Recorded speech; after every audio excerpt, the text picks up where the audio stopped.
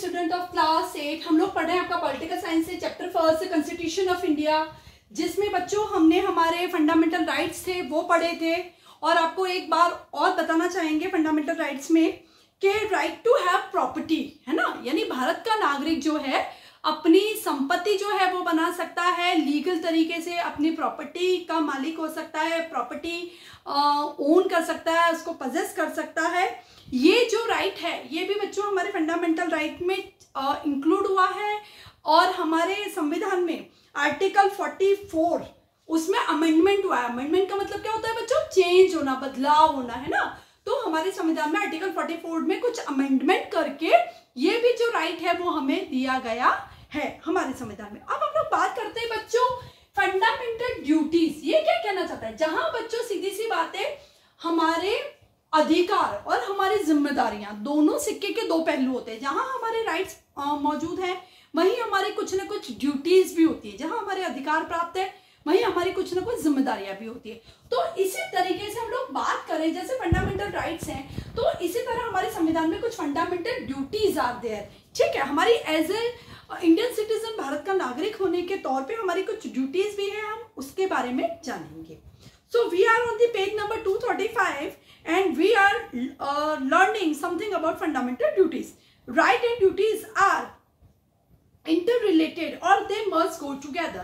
Our rights and duties दोनों आपस में interrelated, एक दूसरे से जुड़े हुए हैं और दोनों एक साथ ही काम करते हैं।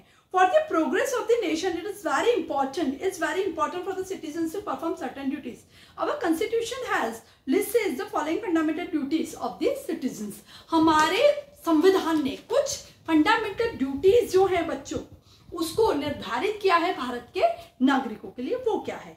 To abide by the constitution and respect its ideal institutions and national anthems. क्या कहता है? पहली जो हमारी ड्यूटी क्या है बच्चों? पहली ड्यूटी हमारी ये है कि हमारे संविधान ने जिन चीजों के साथ हमें जोड़ा है, हमारे संविधान ने जो बातें निर्धारित की है हमें उसके साथ बंधना है, हमें उसका रिस्पेक्ट करना है और हमें हर वक्त उसको पूरा भी करना है। जैसे कि चाहे वो कोई संस्था हो, चाहे हमारे कुछ जैसे नेशनल जो चीजें हैं, जैसे हम बात करें नेशनल एंथम है, कोई हमारी प्रॉपर्टी है राष्ट्र की, तो इन सारी चीजों, यदि हमारा संविधान ये कहता है कि हमें भारत का नागरिक होने के तौर पे हमारे राष्ट्रगान का सम्मान करना है, हमारे राष्ट्रध्वज का सम्मान करना है, तो हम इन सारी चीजों से बाधित हैं और हमें ये करना ही है।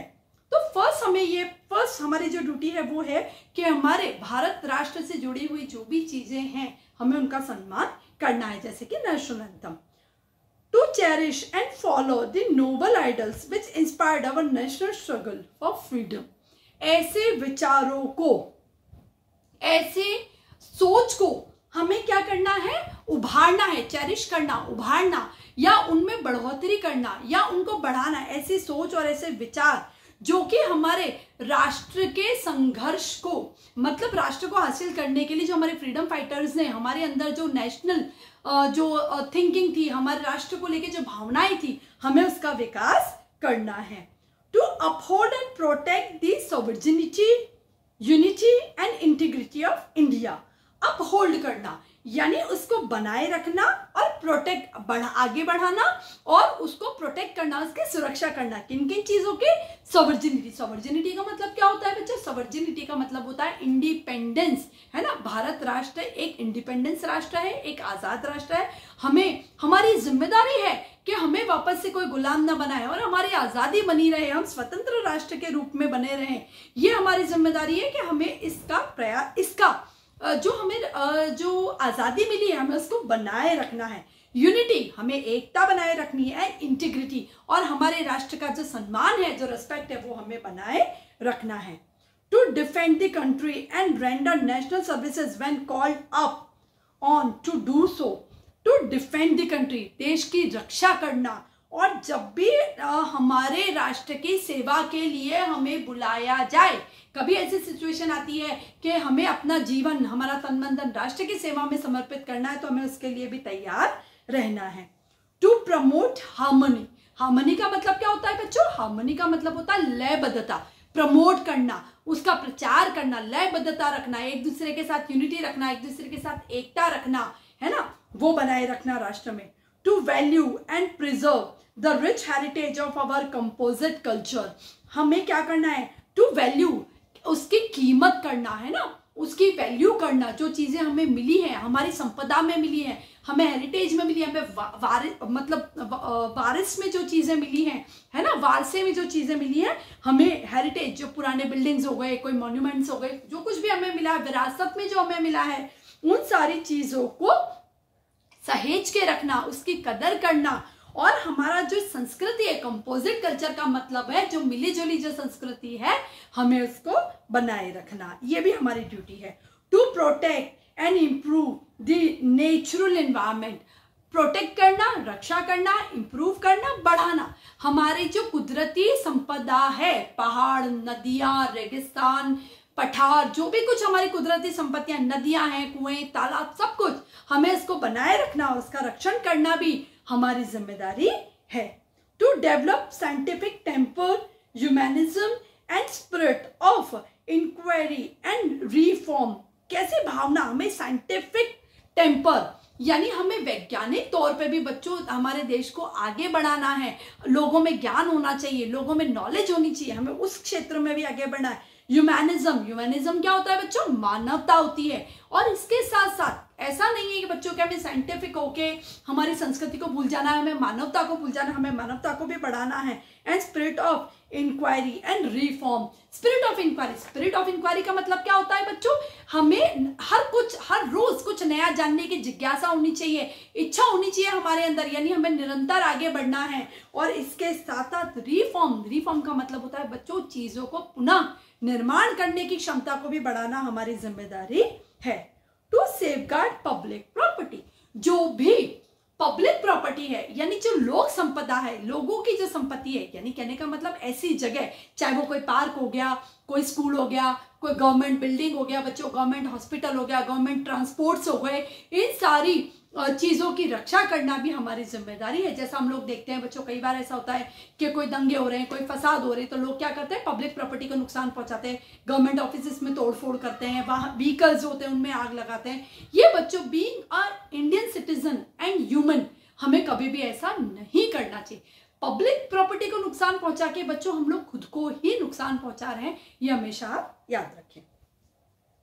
To strive towards excellence in all spheres of individual and collective activity, to strive towards, उस तरफ आगे बढ़ना है, किस तरफ, एक्सीलेंस इन ऑल स्पेयर्स, जितने भी भाग हैं, चाहे वो साइंस हो, चाहे वो एनवायरनमेंट हो, चाहे वो कल्चर हो, चाहे वो भाषा का विकास हो, चाहे वो ज्ञान का विकास हो, चाहे वो यूनिटी हो, चाहे वो हमारी सॉवर्जिनिटी की रक्षा हो, चाहे देश को पूरे विश्व में विश्व गुरु बनाने की इच्छा हो, बच्चों हर क्षेत्र में हमें एक्सीलेंस यानी जो सर्वोत्तम है उसकी तरफ आगे बढ़ना, चाहे वो हमारा इंडिविजुअल हो, चाहे हमारा खुद का हो, चाहे वो पूरी कम्युनिटी, चाहे वो कोई कलेक्टिव एक्टिविटी कर रहे हो बच्चों, मतलब कुल मिला के हमें ऐसे काम करने हैं जिससे हमारा भी नाम हो और हमारे राष्ट्र का भी विश्व में नाम हो। हमें सर्वोत्तम बनना है और अपने राष्ट्र को भी सर्वोत्तम बनाना है। तो इन टोटलिटी हमें बच्चों ये फंडामेंटल ड्यूटीज दी गई है और बीइंग इंडियन और भारत के नागरिक होने के तौर पे हमें इन सारी ड्यूटीज को भी, जैसे हम राइट एंजॉय करते हैं बच्चों, ऐसे जो फंडामेंटल ड्यूटीज जो हैं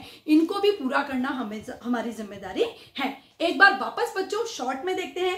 पहला क्या है, अबाइड बाय द कॉन्स्टिट्यूशन, यानी हम लोग संविधान से बंधे हुए हैं, संविधान में जो कुछ भी कहा गया है उन सारी चीजों को हमें फॉलो करना है, हमें चेरिश करना है, निखारना है और फॉलो करना है। किसके, स्ट्रगल फॉर फ्रीडम, हमारे जो फ्रीडम फाइटर ने जो राष्ट्र की भावना के लिए विचार जो हमें दिए थे, हमें उनको फॉलो भी करना है और उन्हें निखारना भी है। अपहोल्ड एंड प्रोटेक्ट सॉवर्जिनिटी, तीन चीजों की आगे भी बढ़ाना है और हमें उसकी रक्षा भी करनी है। इंडिपेंडेंस, सॉवर्जिनिटी, यूनिटी यानी एकता, इंटीग्रिटी यानी राष्ट्र का सम्मान। Defend the country and render national services, country को डिफेंड करना है, उसका हमेशा रक्षा करनी है एंड नेशनल सर्विसेज के लिए हमें तैयार रहना चाहिए, राष्ट्र की सेवा के लिए जब भी हमें ऐसा मौका मिला हमें राष्ट्र की सेवा के लिए तैयार रहना चाहिए। हार्मनी, एक लयबद्धता बनाए रखनी चाहिए कंट्री में, ठीक है बच्चों। To value and preserve the rich heritage, जो हमारा एक रिच हेरिटेज है, जो हमारी विरासत है, हमें उसको संभाल के रखना है और प्लस के हमारा जो मिली जुली संस्कृति कंपोजिट कल्चर है हमें उसको भी बना के रखना है। To protect and improve the natural environment, हमारे राष्ट्र का जो एनवायरमेंट है हमें उसको प्रोटेक्ट भी करना है और इसको संभाल के भी रखना है, उसको बढ़ाना भी है। To develop the scientific temper and humanism and the spirit of inquiry and reform, हमें हमारे अंदर वैज्ञानिक तौर पे हमें आगे बढ़ना है, साइंटिफिक टेम्पर बनाए रखना है हमारे अंदर, ह्यूमनिज्म मानवता बनाए रखनी है, एंड इंक्वायरी एंड रिफॉर्म, नई जिज्ञासा होनी चाहिए, इंक्वायरी का मतलब हर कुछ जानने की, एंड रिफॉर्म यानी पुनः हर चीजों का नया निर्माण करने की भी हमारे अंदर इच्छा होनी चाहिए। टू सेफगार्ड पब्लिक प्रॉपर्टी, जो लोक संपत्तियां हैं पब्लिक प्रॉपर्टी, जैसे मैंने आपको एग्जांपल बताया था बच्चों, गार्डन हो गया, ट्रांसपोर्ट पब्लिक ट्रांसपोर्ट हो गया, पब्लिक बिल्डिंग हो गई, हमें इन सबकी रक्षा भी करनी है।